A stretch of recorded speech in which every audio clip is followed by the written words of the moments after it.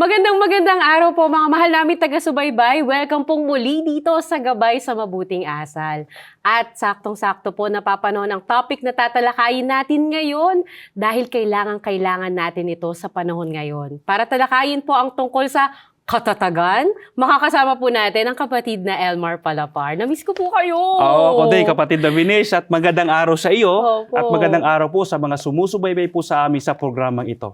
Napansin ko lang, kapatid Yes. na Vinesh, may bago sa'yo. Ano ba yan? Bagong accessory ba yan? Ano nauuso ngayon? Oo, nadulas po eh. Oo. Pero po, ayun nga po, grueling 3 months po yung recovery. Yes. At malapit na po siyang alisin. Oo, kaya kami dito sa programa Yes. natutuwa po sa pagbabalik po ninyo Ay, dito. Thank you so much po. At saka isa pang bagay po na nakatutuwa sa inyo, kapatid na Vinesh, kahit na nangyari sa'yo yan, pero tuloy pa rin Opo. sa trabaho, di po ba? Yes. Tamang-tama sa tatalakayin nga natin ngayon na ang paksa po natin ay tungkol sa katatagan. Opo, kasi panahon natin ngayon, kapatid na Vinesh, at ito nararamdaman ng lahat ng mga tao ngayon dito sa mundo at maging dito sa ating bansa.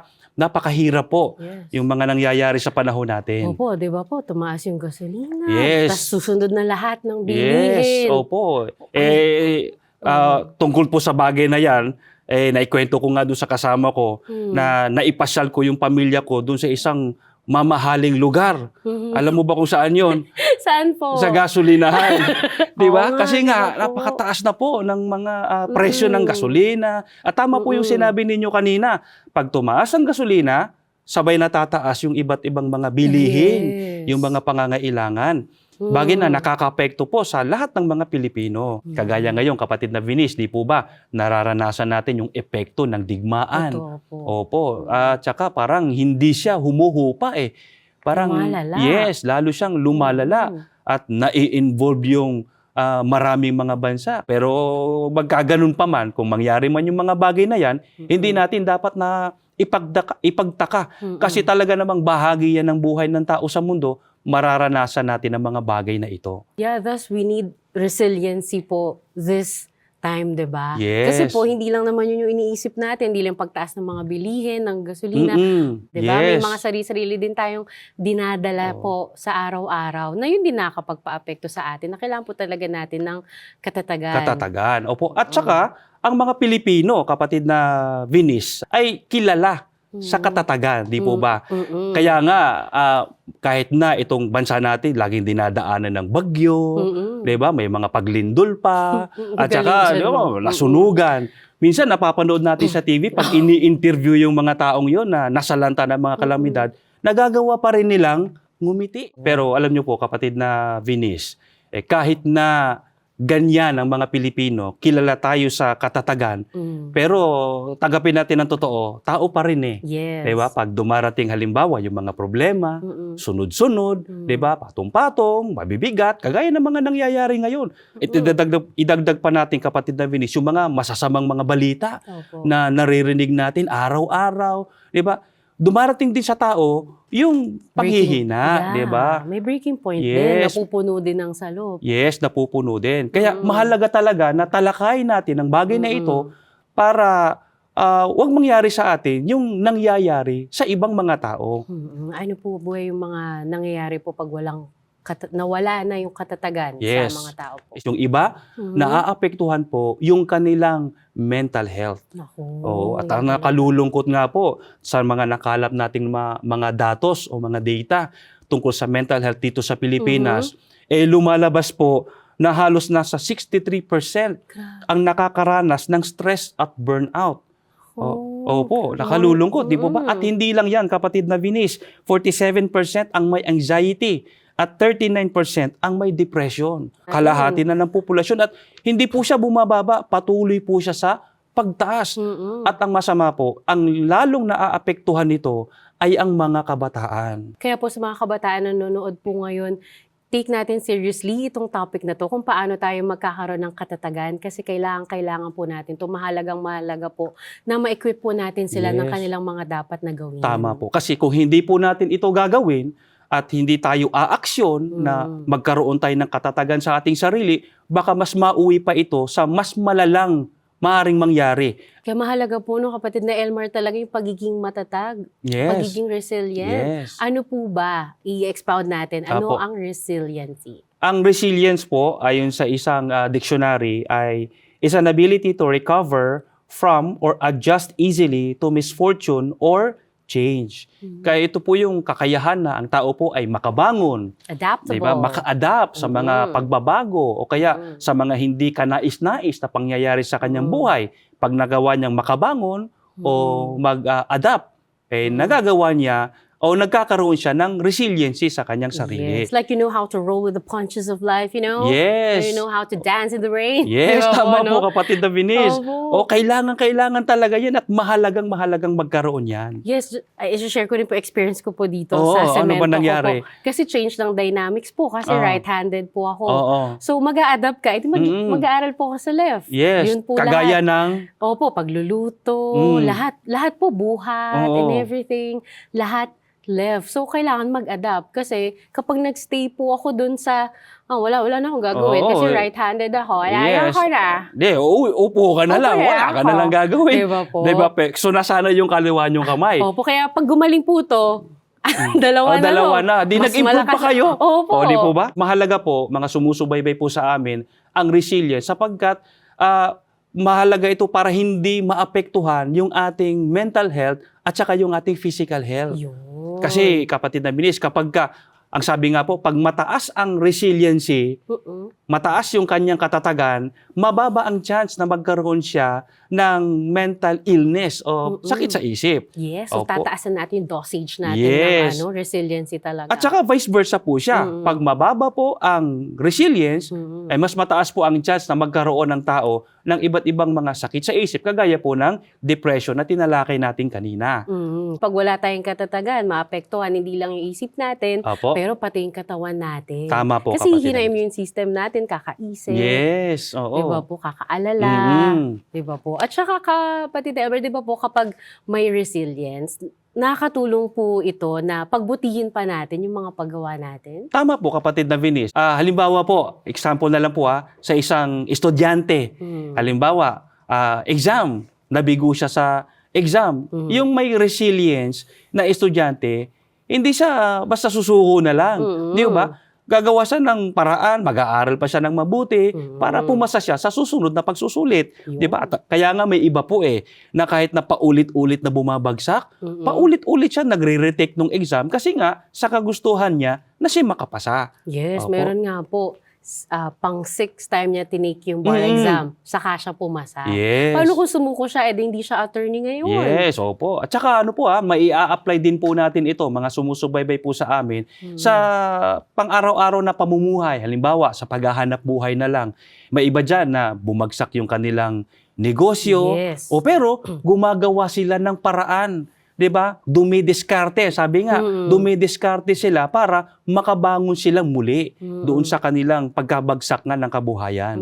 Kaya nilang bumangon ulit. Kaya nilang mag-start from the scratch kasi may resilience po Yes. sila. At saka, kapatid na Vinis, maidagdag na rin natin, ano po, minsan, kapag dumarating sa atin yung ganyang mga kabiguan, at ito isa pang kahalagahan ng resilience, doon natin nakikilala kung sino yung mga tunay nating kaibigan. Yan. Yan, di po ba? Kung sino yung willing na suportahan tayo Yes. through thick, through thin. Yan, may dadamay sa iyo, may tutulong sa iyo. Doon mo makikilala yung mga tunay mong mga kaibigan kapag ka nakakaranas ka ng mabibigat na mga sitwasyon. Isa sa kahalagahan niya ng resilience. Kaya mahalagang embrace po natin yung resilience po, no? Opo. Kasi hindi lang na nagiging matatag tayo, nakikita rin natin kung sino yung mga tunay na tao Opo. na nasa paligid natin. At saka, mayroon din tayong tinatawag, kapatid na Vinis, na post-traumatic growth. Ano po yun? Yung mga mabibigat na karanasan na nangyayari sa buhay natin,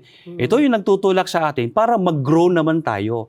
Kaya yung resiliency, mga sumusubaybay po sa amin, hindi lang ito yung para makabangon ka Ito rin yung nagtuturo sa atin para lalo nating ma-improve yung ating mga sarili. Yeah, so parang defining moment niyo po, no? Kapag Opo. meron kayong pagsubok na pinagdaraanan o nahihirapan kayo, feeling nyo gusto sumuko, pero defining moment mo kung tutuloy ka o hindi. At Yes. pipiliin mo, tutuloy ka. Yes. Ipoprove mo na kung kaya ko to. Oo. Laban tayo, laban! Yes. Ganun. At saka nasasabi natin sa mga sarili natin, di po ba? Kapag ka napagtagumpayan natin yung pagsubok na yon, Mm-mm. lalo nating na-appreciate yung Mm-mm. ating buhay. At saka Diba? tama po ba ka, Elmar? Nakakataas siya ng confidence. Parang, uy, kaya ko pala. Oh, yes. Lalo kapag ka mabigat yung problema at nalusutan mo siya. Mm-mm. O di ba? Kaya ko pala. Ibig sabihin, pag dumating pa yung ibang mga problema, kaya mo rin. Yes. Kasi yung mabigat na yung mas mabigat na kayanan mo eh. Kaya yung Yes. ibang mga darating, mas kakayanin mo siya. Yes, so prove yourself that you are resilient and prove yourself that you're confident enough to embrace all of the hardships that you are going through in this life. Yes, kasi parang ano yan eh, parang ano yan, kapatid na bilis, yung nagji-gym, Mm, 'di ba? yeah. Sa una masakit, Opo, 'di ba? O opo. pero pag lagi mo siyang ginagawa, yung muscle sa katawan, Nasanay na. Yes, nasanay na, Opo. tumitibay siya. Opo. Kaya kalaunan, pabigat ng pabigat yung mga binubuhat, pero kinakaya mo siya eh. Mm-mm. 'Di ba? Kasi nga nasanay na yung katawan. Yan po ang kahalagahan din ng resilience sa tao. So kailangan i-train nyo to po talaga natin. So kailangan talaga nating pagdaanan. Yung mga Yes. dapat nating pagdaanan kasi Mm-mm. training siya Yes po. para mas maging malakas po tayo. Opo. At kailangan meron tayong resilience o katatagan. Ito na. Paano po Opo. ba magiging resilient o matatag ang isang tao?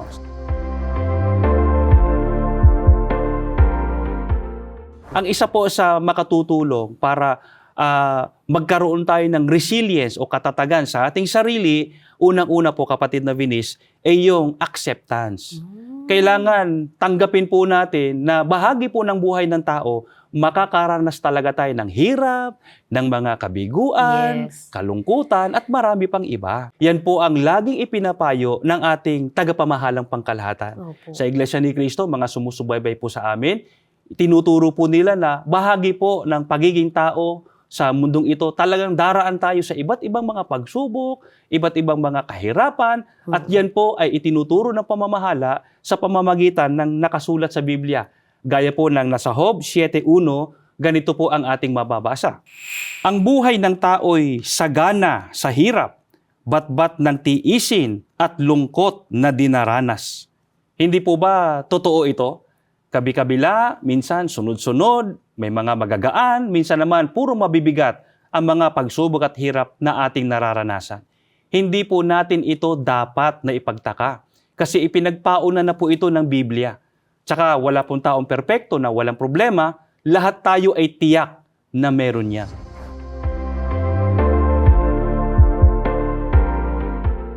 Yan. So maliban po sa acceptance po na mararanasan talaga natin po, may mga tiisin po talaga, ano pa po ang pwedeng gawin para mas mapataas po ang ating resilience? Kailangan po baguhin po natin yung ating perspective o pananaw. Parang balik tayo doon sa may sakit. Di ba? Na example natin kanina. Halimbawa, tinanggap niya na meron siyang karamdaman. Alam na niya na meron siyang sakit. Dalawang bagay lang naman yung kanyang pagpipilian eh. Yung isa po ay alam niyang may karamdaman siya, iisipin niya, hindi na siya gagaling. Kaya wala na siyang gagawin. Ito namang isa, isipin niya na may problema siya, tanggap niya na may sakit siya, pero mag-iisip siya ngayon ng paraan kung paano naman siya gagaling. At yung iba naman, natatakot, gusto nilang gumaling, pero alam nilang masakit yung operasyon. Siyempre, tatanggapin nila na masakit para gumaling sila. Yes. Kailangan para mawala yung sakit. Kaya dun sa dalawang choice na yun na pagpipilian, mas dapat napiliin natin yung paano tayo gagaling. So walang pinagkaiba po yan sa isang taong may problema, may pinagdadaanan. Meron din siya pagpipilian eh. Yung isa, maaari niyang isipin na bakit kaya nangyayari sa akin ng mga bagay na ito? Yes. 'Di ba? Ano kayang dahilan? Hindi ba mas mabuti na isipin po natin, paano kaya ako makakabangon? 'Di ba? Paano kaya masusolusyon na itong problema na ito? Opo. So ibig sabihin, kailangan maging positibo po yung pananaw po natin sa ating buhay. Kasi hindi natin talaga control eh. Yung mangyayari, hindi natin control yung mga nagaganap, pero ang kaya nating kontrolin, yung perspective natin, o pananaw natin, di ba? Sa halip na maging negatibo tayo, di ba? Dapat positibo. And this is the chance also na ipakita natin sa mga mahal natin sa buhay na narito tayo para sa kanila. Mm-mm. 'Di ba? Kung nakita natin nanghihina si mommy and daddy, Yes, oo. patawanin natin. Hindi Mm-mm. natin matamlay si baby. 'Di ba? Mm-mm. I-ano natin, tingnan natin. Check up on each other. What's happening? Pati sa friends mo, 'di ba? It's chance to share the positiveness to everyone para lahat tayo inspired, uplifted. Kaya speaking of family, kapatid na Venice, dapat ang unang-unang dapat na maging matatag, mga magulang. Ayun. Di ba? Para Oo. nakakahawa kasi siya eh. Pag ang magulang matatag, yung mga anak magiging matatag din. Di ba? Buong sambahayan. Opo. Yes. So, acceptance, Mhm. positive perspective, Mhm. positibong pananaw, ano Mhm. pa po ang dapat nating gawin?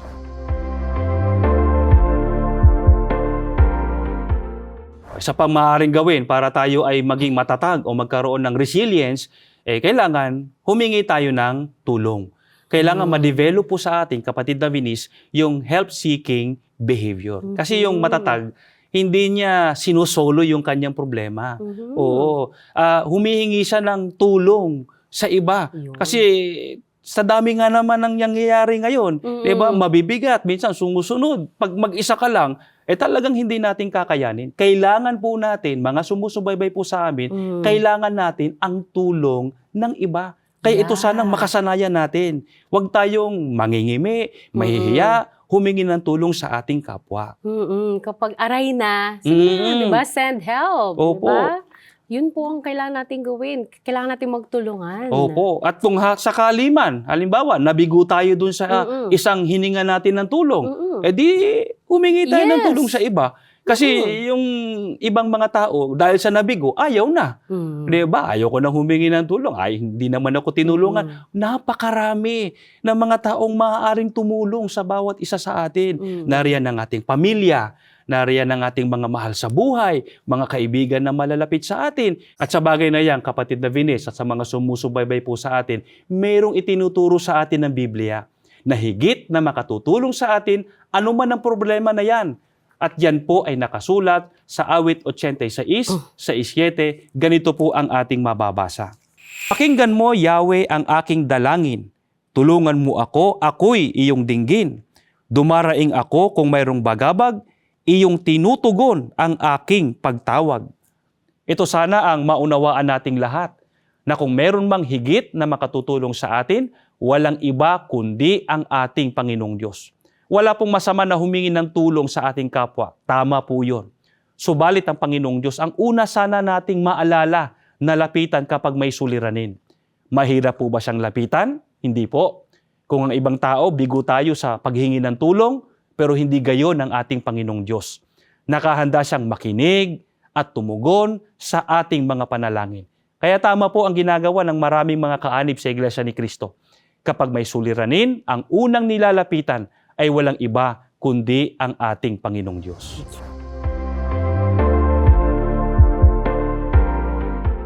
Ang gagawin po natin, kumilos tayo. Di ba po? Tulad po na ginagawa ng mga maraming kaanib sa Iglesia ni Cristo, nagpapanata, nananalangin sila, humingi sila ng tulong Tama sa Diyos. po.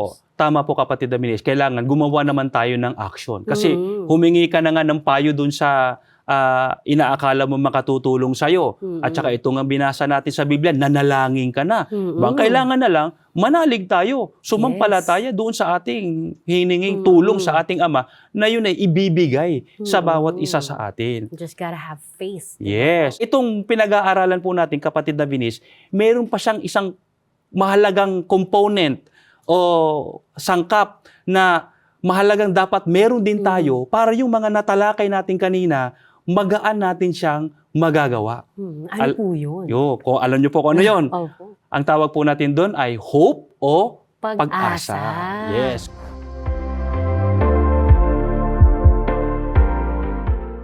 Napakahalaga po, mga sumusubaybay, laging meron tayong pag-asa. Kasi ito po ang magmo-motivate sa atin kung bakit natin gagawin yung mga tinalakay natin kanina. Kasi meron tayong pag-asa. Kaya nga po may kasabihan tayo, di po ba? Habang may buhay, may pag-asa. Kaya hindi tayo kailanman susuko, hindi tayo kailanman padadaig sa mga pinagdadaanan natin kasi may pag-asa tayo. Ang totoo, kapatid na Venice, at sa mga nakikinig po sa amin, itinuturo po yan sa atin ng Biblia. Mayroon pong halimbawa na mababasa tayo na dapat po nating tularan. Kaya pakinggan po ninyo ang nakasulat dito po sa Awit 42:11. Ito po ang ating mababasa. Bakit ka nanlulumo o kaluluwa ko? At bakit ka nababagabag sa loob ko? Umasa ka sa Diyos, sapagkat pupuri pa ako sa Kanya, na siyang kagalingan ng aking mukha at aking Diyos. Sana napansin po ninyo ang sinabi niya. Bakit ka anya nanlulumo o kaluluwa ko? Bakit ka nababagabag sa loob ko? Marahil kaya niya ito nasabi ay dahil sa mga suliranin na kanyang naranasan. Baka ito rin ang nasasabi natin sa ating mga sarili. Pero sana napansin po natin yung sinabi niya sa bandang huli. Ang sabi niya, umasa ka sa Diyos. Sa makatwid, ang pag-asa niya ay meron siyang Diyos na tutulong sa kanya. Kaya sa halip na sabihin po natin na ganito na lang lagi ang buhay ko, wala nang mabuting mangyayari sa Bakit akin. lagi na lang malungkot? Bakit lagi na lang ganito? Lagi na lang sablay. Nakakapagod na. O di ba mas mabuti na ang isipin po natin, may Diyos ako. Yes. Di ba? Hindi ako pababayaan. Tutulungan ako ng Ama. Di ba? Kaya mananalangin ako sa Kanya. At hindi lang yun, may pamilyang nakahandang tumulong sa akin. Di ba? May pamamahala sa Iglesia ni Cristo. Laging nagpapaalaala sa akin. Di ba? Kapag kaya nang lagi nating nasa isip, di magkakaroon tayo ng katatagan. Ano mang problema, kayang-kaya nating harapin. Yes. Kaya mga sumusubaybay po sa amin, lagi po natin itong tatandaan. Dumating man ang gabi, sisilang din ang liwanag. Yes, tama po ka, Elmar. Sa mga sinabi niyo po, lumakas po talaga yung loob ko. Talagang maraming salamat po sa mga ibinahagi niyo po sa amin. At lagi po nating tandaan, mga mahal na taga-subaybay, believe in yourself because God believes in you. Because you know what? He loves you dearly. Kaya when all else fails, humingi ka ng lakas sa Ama para hindi ka susuko.